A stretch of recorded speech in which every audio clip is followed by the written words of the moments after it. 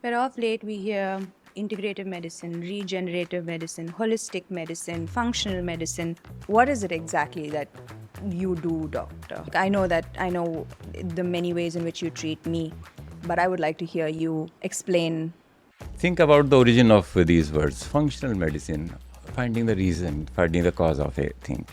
Integrated medicine, you encompass everything which makes sense. Sometimes you have to go beyond your traditional way of looking at the diseases. So you have to imbibe these various pearls from various systems of medicines to tackle them. What would you say encompasses good health today?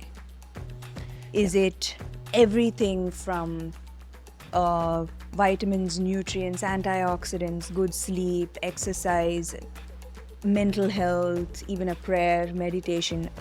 Is this all vital?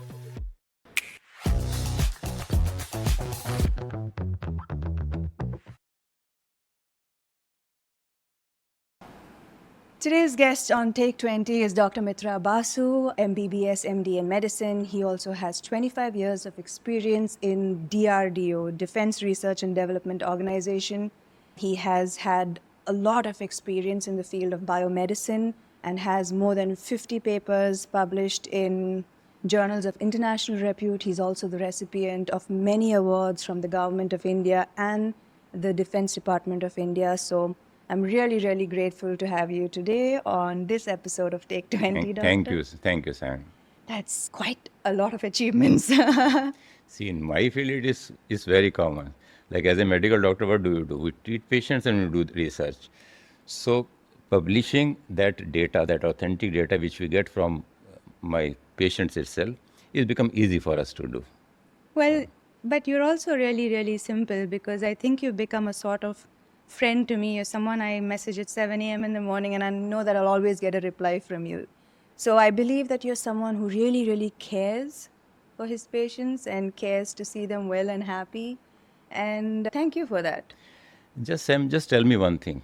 What's the duty of a doctor? Like if a doctor cannot give compassion and care to his, I will not say even patients, I will say his clients basically, then what type of doctor a person would be? See, we are dealing with, I would say, hearts and minds, not bodies of the people. So is there a difference between a body of a person, a mind of a person, and a heart of a person? My answer is no. They are all amalgamated together. So if I'm taking care of your body, if I'm not taking care of your mind and your heart, I think I'm missing the point here. Wow, so that's a big statement, because you're saying that they're all connected and they all affect health. Is that what you're saying? Indeed, definitely. Now even WHO definition of health encompasses not only your physical health, it's your mental health, and not only your mental health, it's your social health even. And there are now health enthusiasts and researchers, they say why only health should have the umbrella of your physical health, mental health, and your social health. Why not spiritual health also? So I'm very sure in the future definition of health, the spiritual aspect of the health will also be a part of the standard definition. You know, Doc, I ask you many, many questions. I'm an eager student. I've always been. I've always been that way. But before I get into asking you questions on health, I would also like to know, what does it really take for a person who, I know you studied really hard to be an MD in medicine. It takes a lot from you. It takes many, many years of your life. There's no choice. Yeah. Right. And you have you have moved away. You have diverged from traditional medicine into integrative medicine. That's a little difficult a path to take. And you know, when everything you have is on a platter, now that you're an MD, there's recognition, there's money. Why did you choose to do what you do? See, Sam, truthfully, I'll just say this. I have actually not moved away from my core strength. I have imbibed other strengths also inside me. That is what I should say. See, just think about it for a second and realize that whenever somebody comes to you with a hope that a person will get a relief from a disease or will get a guidance how to keep oneself healthy, should you limit yourself to whatever your formal education has taught you? See, as a researcher, as a medical doctor, I don't have my boundaries. Then why I should make my boundaries? A political party may have a boundary, an ideology, but is it that our parliament or our government has got a boundary? Answer is no. So similarly, there are gems, the pearls available in not only in formal systems of medicine, what we say, our modern system of medicine, allopathy, maybe formal system of medicine, homeopathy, maybe Ayurveda, but there are so many indigenous systems of medicine. There are so many rituals which our ancestors have been following across the globe. So there are pearls embedded in that, and most of our medicine practices and even our surgical techniques in the modern times, they have got a root in those systems altogether. So why we should be forgetting about that thing? Could you tell us, like, for laymen like us, we have no idea. DRDO seems like a fascinating organization. Indeed it is. Indeed it is. And we as outsiders know nothing about it. So, See, what happens is, when is a professional most confident in his profession? I will say in first year of his training college. See, you enter a medical college. Right. First year, so many things are taught to you. You are taught anatomy of a person. You are taught biochemistry, physiology. And once you start cramming those books, you think you are the master. You go back to your house, even in first year of your MBBS. So you go back to your house, you start telling your parents, look, don't eat this, eat that, you do exercise like that, you sleep in that pattern.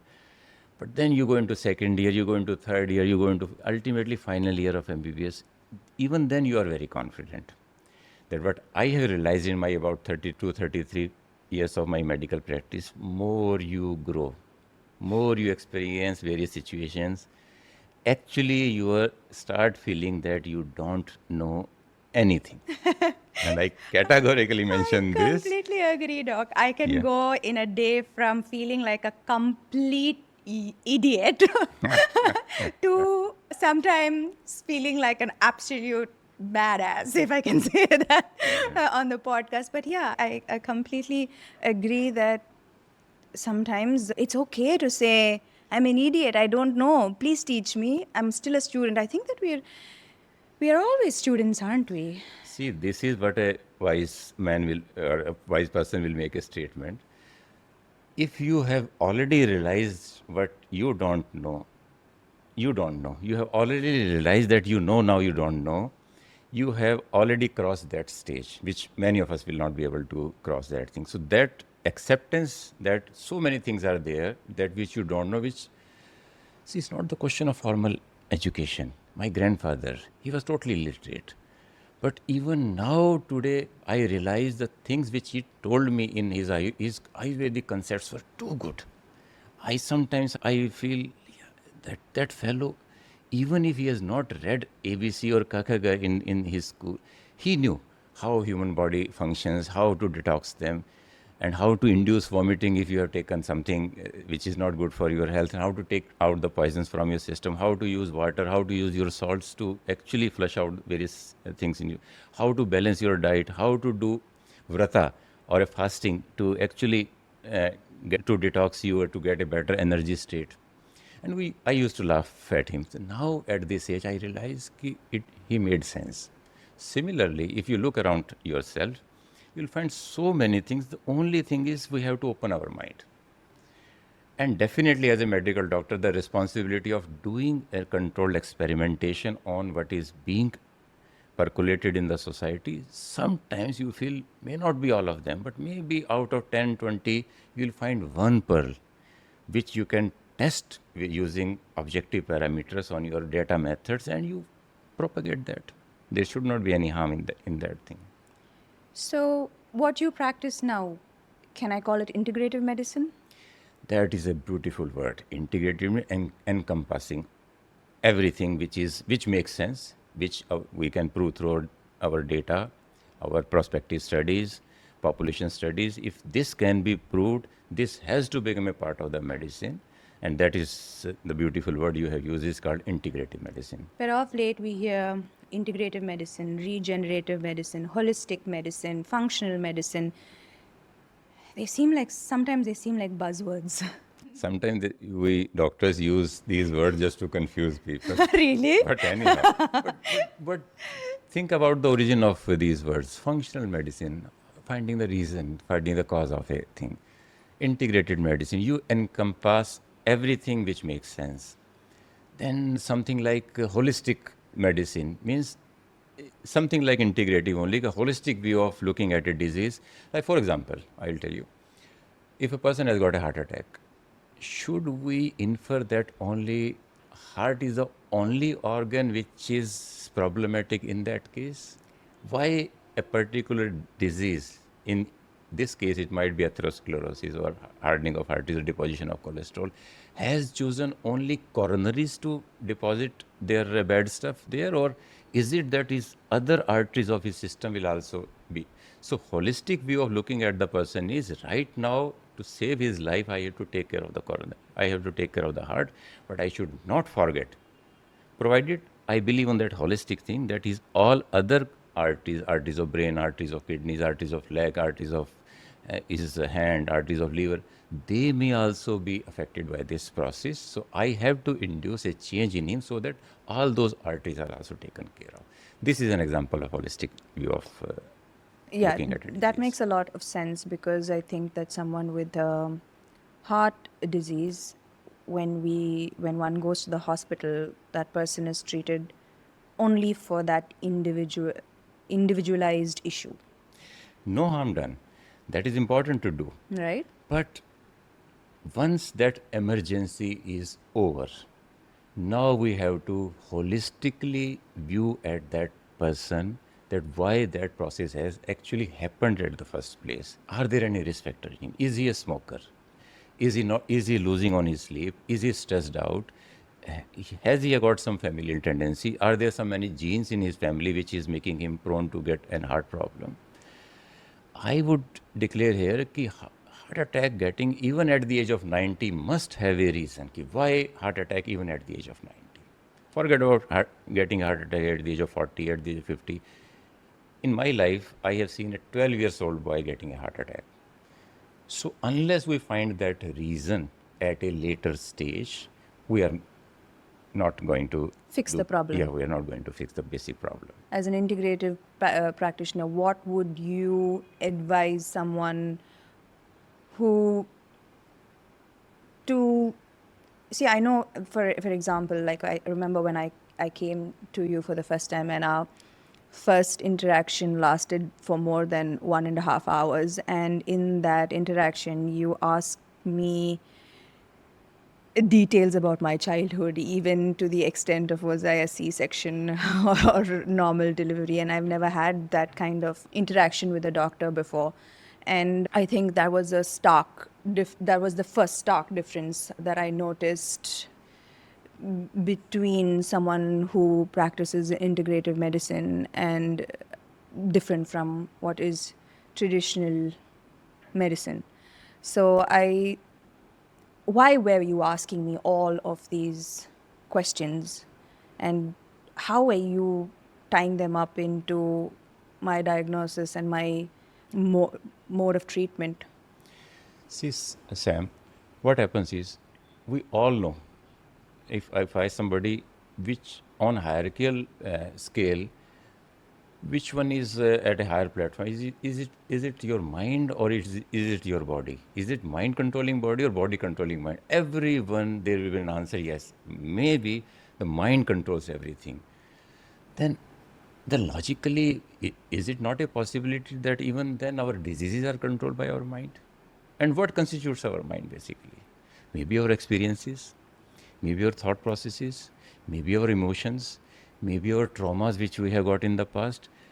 Do we actually believe that our childhood trauma at the time of delivery even, and forget about delivery, I would quote our, in Mahabharata there is a mention of Abhimanyu. Abhimanyu learns to solve a tricky problem when the Abhimanyu was in the womb of his mother. So is it that the mother, when I she love was that a pregnant, doctor speaking this way. Correct. I love it. So when our mother was pregnant with us, if she has felt anything, is it going to create a future problem or a blessing for the child who is yet to be born? Science has already proved that depending upon the condition of mother, no, or depending upon various medicines a mother has taken, depending upon the nutrition of the mother, not only the child which will be born will have an effect, even the second generation also can carry some diseases. So even your grandmothers are also equally important for that matter. Wow. So whenever you want to diagnose a disease, sometimes you try to tap into the subconscious of a person, which is may not be possible anytime, but you are curious ki what has created this particular symptom in this person. That's really in depth. You know mitochondria? Have you? We are born out of our parents. So everybody talks about genes, like father genes and mother genes. They combine together, egg is formed, then egg grows in the womb of the mother. After 9 months, we get birth and all those things. Okay, genes, they make our nucleus. What about our mitochondria? Do we get from our father or our mother? I will tell you that thing. Mitochondria, which are the powerhouse of our body, which give us energy. ATP. ATP in the form, ATP is our energy currency. They are produced in our mitochondria. Without mitochondria, we cannot survive. Is it ATP, adenosine triphosphate? Adenosine triphosphate, exactly Energy, like energy currency. of exactly. You are Energy you are currency. on spot. These mitochondria, which are equivalent to our nucleus, they contain their own genetic material. They have got their own genetic material inside them. They have got their own function. And it is postulated that long ago there was some bacteria. They entered into our cells. Maybe that time we were unicellular organism Right. in our most primitive form. Maybe billions of years ago. They entered inside We our were a host cells. cell, is it? We were the host. They entered inside us. We are providing them all nutrition and protection. In return, they are providing us with that energy. But all these mitochondria, they come from our mother. Right. And there are so many diseases. If they are diseased, we get those different diseases are passed on to the next generation. So we get our mitochondria from our mother, not from our father. The mother gets from our grandmother, maternal grandmother, or nani, and like that. Sorry. So the mitochondria diseases we carry from mother. This is how even Ayurveda it is mentioned that if you have to take care of your parents, take care of your mother more than your father. I've never heard Because that that is before. so selfish, you know. You're taking care of your mitochondria there. Well, it comes a little naturally, I think.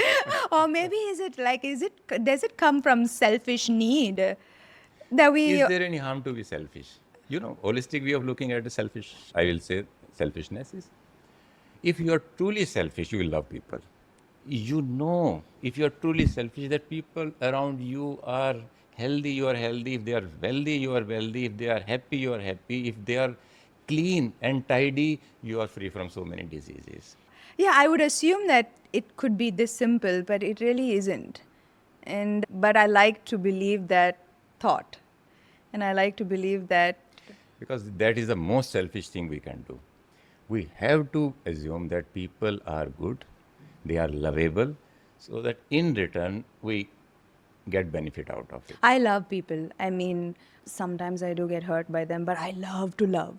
It comes most naturally to me. In fact, like holding a grudge is close to impossible for me. I forget very easily. That is very, very healthy sign. Yeah, I love to love, and I love people who love, and I'm always surrounded by people who are extremely loving, thankfully. So, and also I have great people around me like you who also teach me that it's important to love.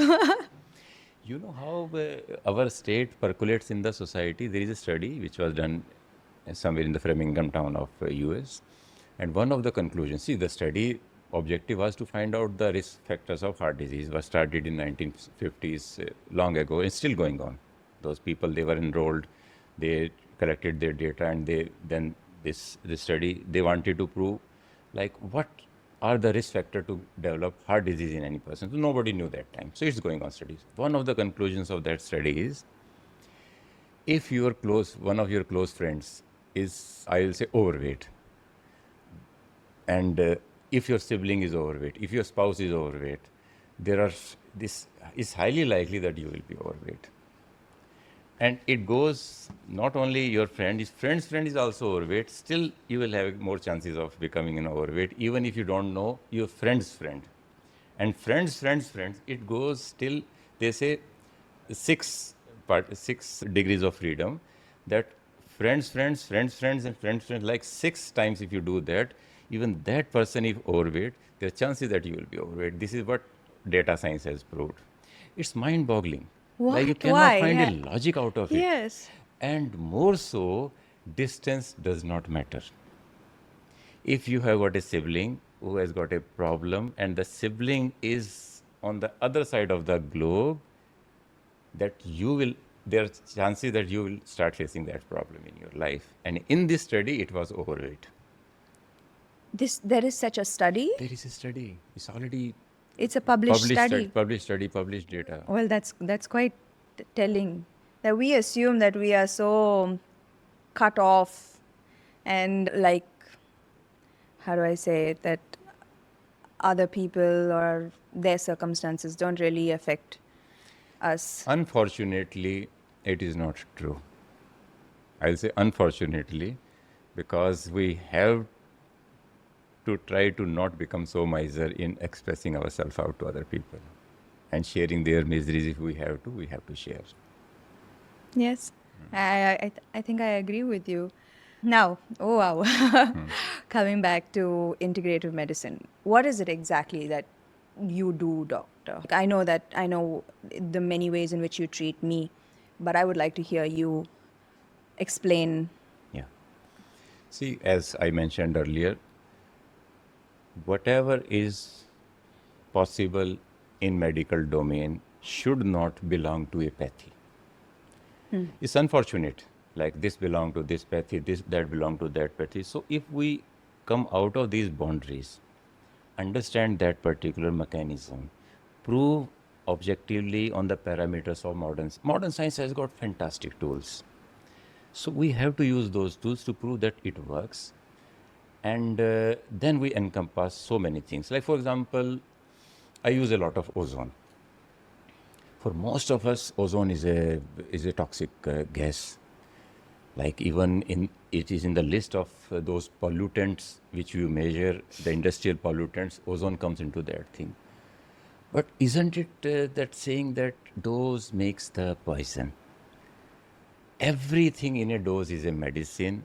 That is what Sushruta said, our great physician. Charak and Sushruta, one was physician, one was surgeon. Sushruta said this, that everything is poison in a dose and everything is a medicine in another dose. So like we can use ozone, we can use even hydrogen gas, molecular hydrogen. There are so many studies that molecular hydrogen is a fantastic antioxidant. Now we all know what an antioxidant is. We all know that there are oxidants which create disease, but to neutralize their bad effect, we use antioxidants. Hydrogen is a fantastic antioxidant. Now so many researchers, so many medical doctors, they are using hydrogen like that. Like that, even vitamins what have been used as nutritional substances, if in a particular dose, they become a sort of medicines. So we use different doses of vitamins to be used as medicines to cure so many diseases. So oxidation is what causes disease. Am I Broadly right? speaking, exactly. Broadly speaking, you can say all diseases, all trauma, whether it's an accident, whether it's an poisoning, whether it's an infection, malaria, dengue, HIV, or heavy metal poisoning, you name of anything, including, I will say, even depression and schizophrenia. At molecular level, it is an oxidative damage. At molecular level. So isn't our body magical enough that it can detox and repair? If it wasn't doing its job, we would be dead right now with the kind of exposure to the environmental toxins that we day in and day out subject ourselves to. The body is already doing that. Not only will be dead, will not even take birth. Right. If body doesn't have that capacity, It is not possible to be born as a... So do we still need those kind of antioxidants, Because this body kind of has got its detoxing? capacity. Right. I will give you an example of exercise. How many of us know when we are doing any exercise, a strenuous exercise, we are going to gym, we are doing jogging, right that moment when we are exercising, actually we are damaging our system. We are creating an oxidative damage at cell level. It is following that exercise, there is a period of rest and nutrition which will actually repair our system, and it resets our system at a higher level because of that oxidative stress. So we have subjected our body to a controlled oxidative stress. So muscle wear and tear. Muscle wear tear has happened. That particular time it is a disease. It is sort of a disease state, right. Sort of a disease state. And when we take sufficient rest after that, we take sufficient nutrition after that, our body, because of its magical, that as you mentioned, the magical capacity of your body, it repairs itself and resets our body at a higher stage. So we have made use of that oxidation here. What would you say encompasses good health today? Is it everything from vitamins, nutrients, antioxidants, good sleep, exercise, mental health, even a prayer, meditation? Is this all vital? Is this important? Because every single person I see speak about health always includes all of these modes. Yeah, exactly. I agree with you on these points. Is it all important? Is it everything all... is important? Just think of a person who has got a built of a bodybuilder, but his heart has got a blockage. Will that person be happy? Or a person who is totally, his blood sugar is normal, everything is normal, his kidneys are failing. Would that be okay? Answer is no. A weak tile on the wall will damage the whole wall after a period of time. So we have to see, similarly our health. Health is not just mere absence of a disease. We have to see how we can keep ourselves healthy. There are multiple dimensions, like basics of the basic we all should know. First thing is your nutrition. Is nutrition limited to our food? Isn't air a nutrition that way? Because air also contains that oxygen, which is actually a nutrient to our system. We are not taking that through our mouth, but at least through our respiratory system, that thing is going inside. So a unpolluted air, if I am breathing, food which should have all essential components. Essential, Samantha, just means things which our body cannot make inside. See, we need basic ingredients in food. There are millions and millions of chemicals inside which our body keeps on making, destroying them, keeps on making, destroying them. Some chemicals are even nanosecond lifespan. They just come and go. Some are persistent, some proteins are there. There are so many things which are synthesized inside our body. But our body has got some limitations also. And we all are evolving. Maybe after millions of years, maybe we are evolved so much that even they smoke, tobacco and everything, they start giving us a benefit, but not today. Not today. Not today. So that way we require essential food.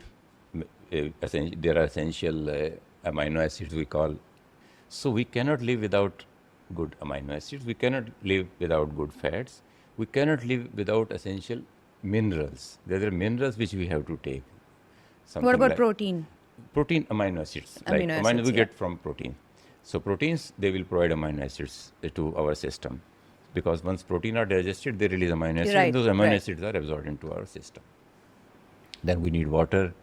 We need vitamins, very important. Even the name vital means vital amines. Vital means essential. They are synonymous. So we require these vitamins because our body cannot synthesize. So these vitamins we require. So one thing is nutrition part. We can take care of nutrition. Second thing is what not to take. Toxic things. There's so many things which come to our food, maybe heavy metals, monosodium glutamate, a taste enhancer. It's almost universal in our food, but how many of us know that it can predispose you towards development of diabetes, of chronic diseases? We don't know that. We think it's just an inert substance. It's not like that. Then there are some things which, like smokers, they smoke of course, it's their choice, but we have to understand that all these molecules, they come as a toxin to us. Right. So these toxins should also be avoided. Then comes the part of exercise. A moderate exercise has to be given to the body to make it healthy. So nutrition is taken care of, not taking toxin substances taken care of. Then exercise part is in moderation has to be. What about sleep? I call sleep also as an essential nutrient. One of the essential nutrients is vitamin S. S for sleep. Depending upon your requirement, maybe 6 hours, maybe 7 hours, maybe 8 hours, and you require 10 hours of sleep. What is the harm? It is a very individual requirement. Sleep becomes a requirement. But sacrificing sleep is considered a great quality for an overachiever, and it's something that this society has celebrated, like functioning on no sleep, overworking. We celebrate that as a society. I thought so too in the past, That but might not be a very good idea, because in sleep not only your body repairs, our mind also gets repaired. Not only your mind, mind is a function of brain. Our physical brain gets repaired during sleep, and it has been demonstrated amply that if we get our sleep disturbed, we don't sleep properly, the lymphatics of the brain, which takes out the toxic substances from, they get dysfunctional. So our brain is full of toxins. It doesn't get relief. So sleep is an essential nutrient, vitamin S. I think that a lot of brains need rewiring about the need for sleep and how it's not a bad thing to sleep well. I remember you telling me get 8 hours of sleep, and I was like, doc, 8 hours, and it seemed a little too much. And I've been 6.5, 7 hour kind of person, never 8 hours, probably on a Sunday. But you changed my opinion. Like it was almost it felt like a little, like I felt guilty to sleep for 8 hours, It's not not individual's just me. fault. I know a lot of people It feel is system sometimes the system takes over. And when you hear from people कि यार कितना सोओगे, sometimes you feel yeah, sleeping is a sin. yeah, I know. I You know, how much will you sleep? Oh my God, you sleep so much. the most negative, anybody should not be negative in this universe, but imagine a most negative, most violent, most dangerous person of this universe. What time is he harmless? When You are is he asleep. sleeping? When he's asleep and when you are asleep. When he is asleep. Oh gosh. Okay, makes sense. So you were saying nutrition, sleep, vitamins, Physical exercise. physical exercise, and And for your mind, for your mind, little bit of meditation, little yoga, bit or prayers. That is your choice. And introspection. right? See, my father used to say this: the person who doesn't introspect is actually missing the most essential nutrient in his or her life. Unless we introspect, unless we keep on evaluating our own self, how are we adjusting our life path? Is it possible to actually realign yourself with your goals without a good introspection? And introspection needs time. At least half an hour or 1 hour you need with yourself. If you are not with yourself for about an hour a day, you are actually missing a good part of your health. Absolutely. And I think I find that when I meditate, because in this currently in life, you're just absorbing so much from the outside, externally, other people's opinions, other people's words, and sometimes you actually catch yourself saying things that are so borrowed. And then it frightens you, because you realize that your thoughts are not your own and anymore, because so much is being fed constantly to you. And I realized that meditation is the only time when I can call myself out on my own bullshit. Yeah.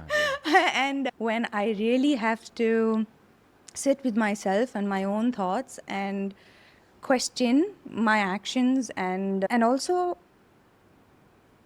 be free from external influence, which is really liberating sometimes, to be free of external influence. Correct. And like you said, that's the only way one person can grow.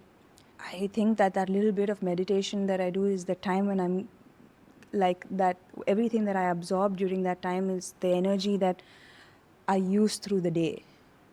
And it governs the way I talk to other people, it governs the check that I keep on myself.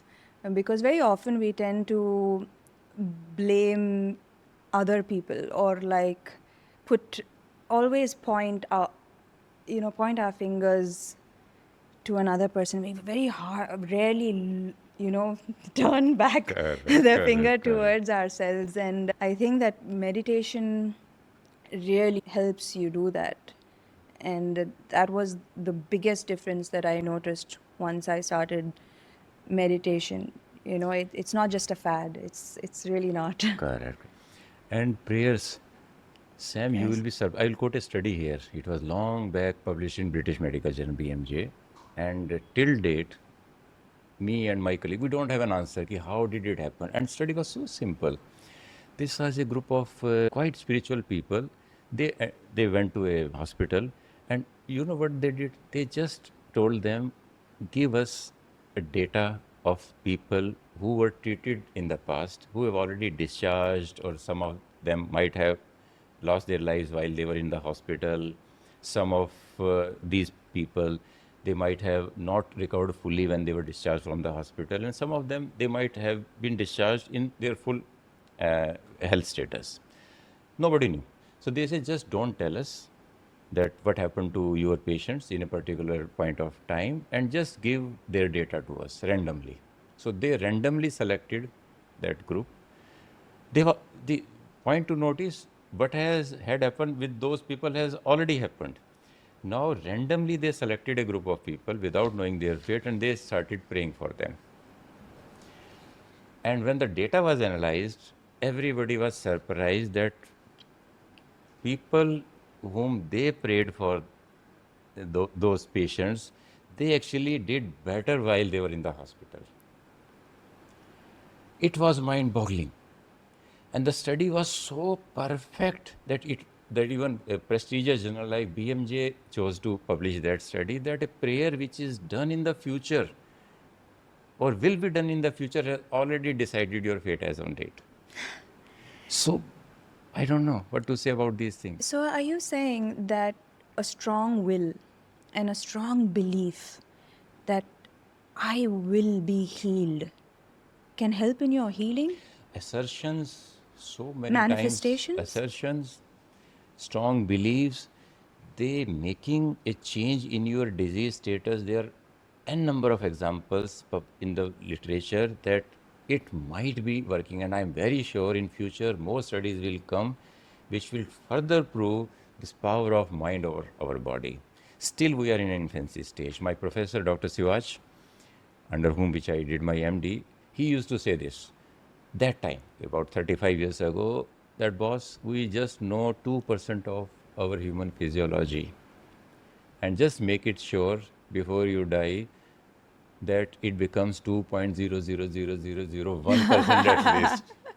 You cannot make it 20%. Science is always evolving. Science is evolving. If it is not evolving, it's a dogma. It's a dogma, yeah. See, there was a time when somebody declared that Earth is revolving around the sun, and he had to be executed. He was executed. He was to be executed, but we all know about what happened to him when somebody discovers a telescope and he says, no, it's not sun is revolving around the earth, but it is earth is revolving around the sun. So that is what science is. You have to acknowledge observation. You may not have an previous data, it's fine. You may not have a precedence, it's okay, but why to shun an observation? You have to acknowledge an observation, try to find the logic behind it. If you can find logic, if you can reproduce that experiment again, and again, accept that. Else reject it. Right. But always be open. If we are not open, we are not scientists. Right. Sometimes I imagine, Dr. Einstein said E is equal to mc square. Did somebody ask him, Boss, where did you show us the evidence E is equal to MC square? Who told you this? Give us a reference. Give us a published Give us a paper. published paper that E is equal to MC square.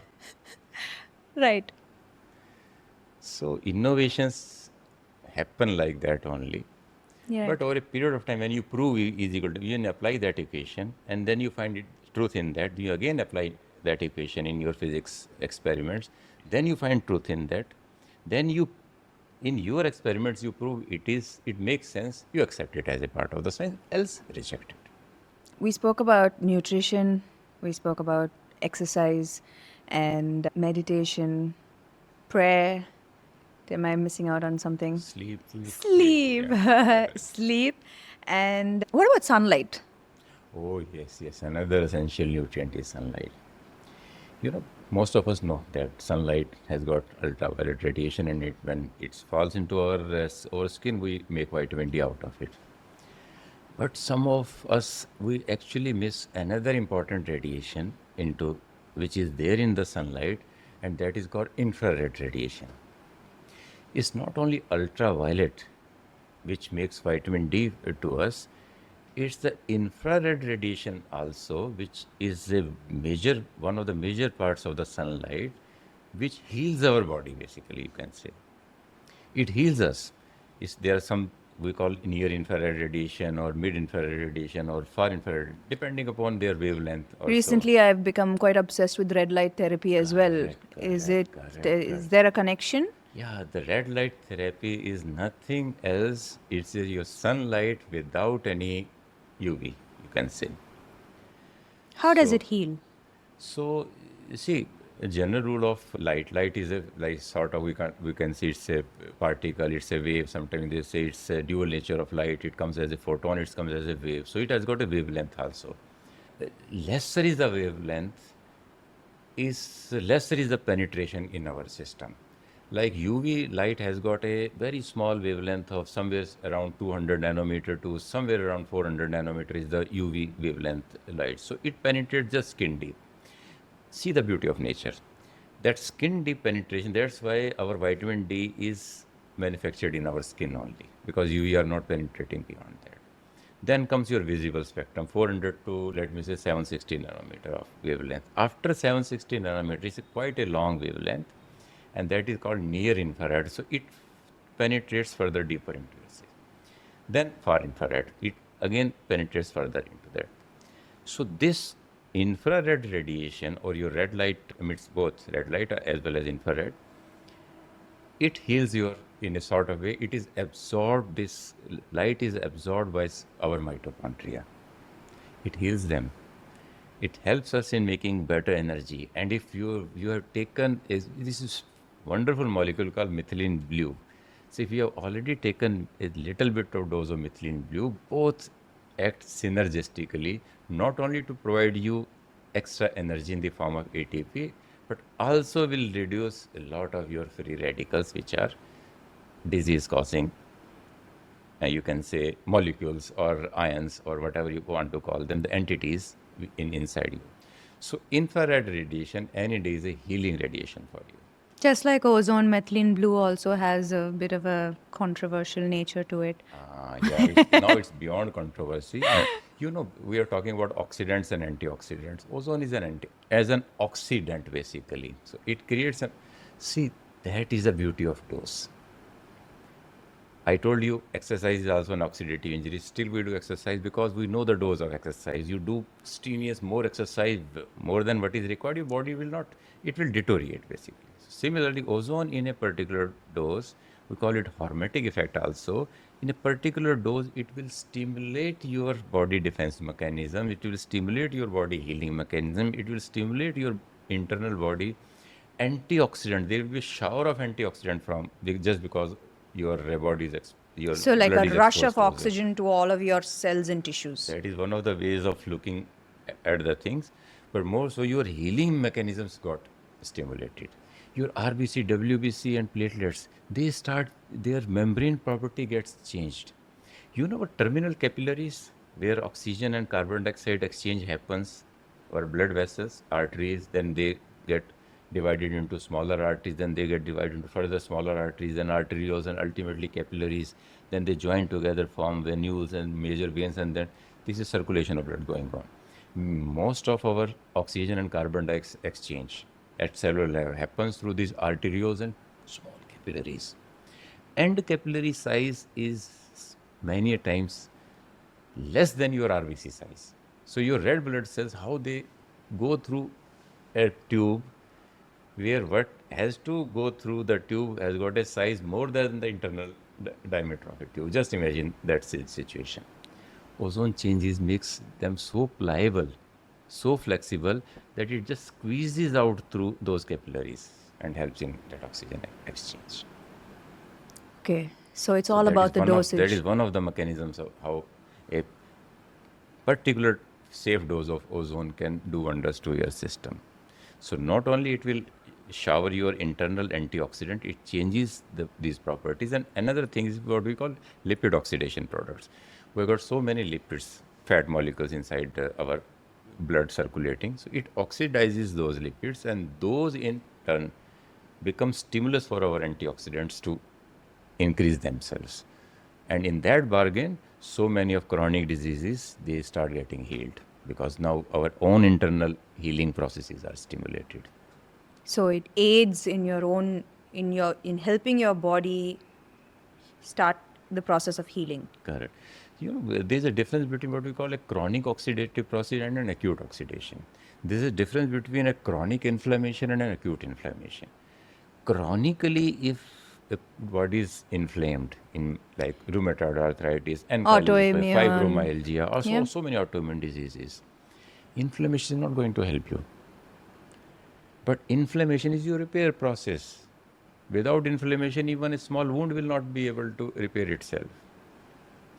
A small mosquito bite will not be logically repaired and close its puncture wound if there is no inflammation altogether. So inflammation has to heal you, but that is acute inflammation, short-term inflammation. But if it becomes chronic, it becomes a disease state. Yes, so chronic inflammation seems to be just increasing the number of cases of whether it is diabetes, autoimmune disease, all of these are chronic. See, diabetes is not a single. If we take the example of diabetes, it's not a single disease. It's a disorder. There may be multiple reasons. Is it genetic? Is it your lifestyle? Your eating pattern is a problem. Is it that you have eaten something which has damaged your pancreas? Maybe excess of alcohol has damaged it. So many factors collecting together. Maybe viral, post-viral. Sometimes your body reacts to a viral infection in a way that it starts producing antibodies against your own pancreatic cells. Since you're on the topic of viral, what is your thoughts on long COVID? See, this is one of the trickiest situations. Maybe a sizable part of our population. We actually don't know the figure. And again, I will give this attribution to my teacher, Dr. Sivaji said, COVID has happened. And look at the past. There are so many viruses which our humanity is suffering from. One of the viruses was hepatitis B. So many cases after getting hepatitis virus, after 20 years of that virus, their liver gets cancer or it gets cirrhosed. That's a scary thought. Now imagine these viruses. Is it possible to predict the damage by a novel virus which has come to infect human beings in a span of 3, 4, or 5 years? It will take decades together to actually understand the real damage caused by COVID virus to us. Maybe sequelae, maybe long-term complication. About 3, 4 days ago, I got a 13-year-old boy suffering from something called aortoarthritis. Like you have got a artery, you have got a blood vessel which supplies from heart, it originates and it supplies, it branches and supplies the blood to your whole body. That is called aorta. Yes. So that aorta starts thinning. Lumen starts Constricting. thinning. It starts constricting. We used to call it an autoimmune disease. Now after COVID, it is happening to some people that COVID has left a disease state, and at the age of 13 he was taking more than 5 BP medicines to control his blood pressure. Now imagine long COVID. So many depression cases. They think that they are suffering from depression. But That is the beauty of functional aspect of medicine, that you try to find the cause. Then you realize it's not their depression. They are just suffering from a chronic autoimmune disorders because of brain fog. COVID. Brain fog is another buzzword nowadays. It's not a disease. It's a symptom. What's the reason of the symptom? Is it COVID? Is it vitamin D deficiency? Is it hormonal disturbances? It is actually major depression you are suffering from. Unfortunately, Samantha, I will tell you, most of these disorders are sometimes they are being treated by taking antidepressants. So most of these disease states, sometimes we misconstrue them as if they are suffering from depression, and sometimes we also make a mistake that we start antidepressants, where only just a proper dose of vitamin D was required to be given. Person was just vitamin D deficient. So it appeared to me as if the person is depressed. Right. Because I didn't just check the vitamin D levels. I'm just giving you an example. This is- Post-COVID, so many people, they might be harboring a long COVID disease. An anti-inflammatory protocol is required to take the system out of that long COVID, not an antidepressant. What is an anti-inflammatory protocol See, according there to are you? many modalities. If broadly speaking, we all know that if ESR is high, if CRP is high, it shows an inflammation in your system. So we try to find a reason for that. Is it a bacterial infection? If it is a bacterial infection, we take care of the bacteria. Is it a viral infection, which is a long virus infection? So if it is a viral infection, we have to take care of that virus thing. Is it an autoimmune process which has started? Maybe the immunity is disturbed. Maybe your own, I will say, your own sepoy, which is meant to protect you, has redirected his gun to shoot you or any part of I your know the body. feeling, doctor. So there, sometimes you have to go beyond your traditional way of looking at the diseases. So you have to imbibe these various pulses from various systems of medicines to tackle them. Ayurveda. Yeah, I think that only someone who, I think many people might resist, but people who suffer from chronic inflammation and chronic condition will understand that, the helplessness that they feel when they don't get results from traditional medicine and they have to look further. And it can be quite disheartening and quite lonely when you have to deal with chronic inflammation. And like for me, I do follow your anti-inflammatory protocol, and I have seen a lot of benefits from it, and I feel a lot better.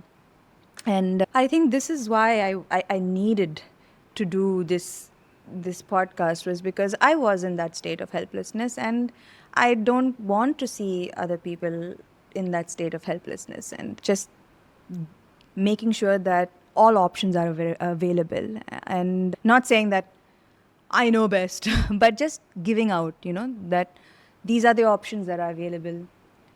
Do your own research, make informed choices for yourself, find the right doctor for yourself, but just understand that there are options available, and not live in fear that I'm done, it's over, Actually, this is that part of mental, social, and spiritual health which even WHO is talking about.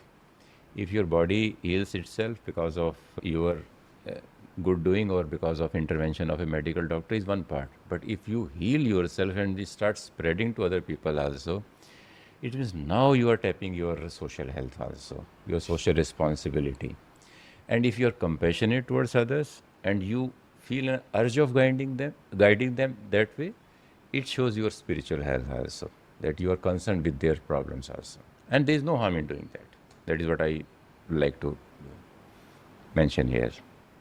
Thank you, Doctor. This has been definitely more than 20 minutes, but I think that it was an interesting and eye-opening, and also there are so many little nuggets of wisdom that you have shared that I know that I'm going to take back with me and incorporate in my life. But thank you. I'm sure I'm going to bring you back for many more episodes. This was a truly enriching experience. Thank you so Thank much. you so Thank you much, so Doctor. much. And thanks a lot.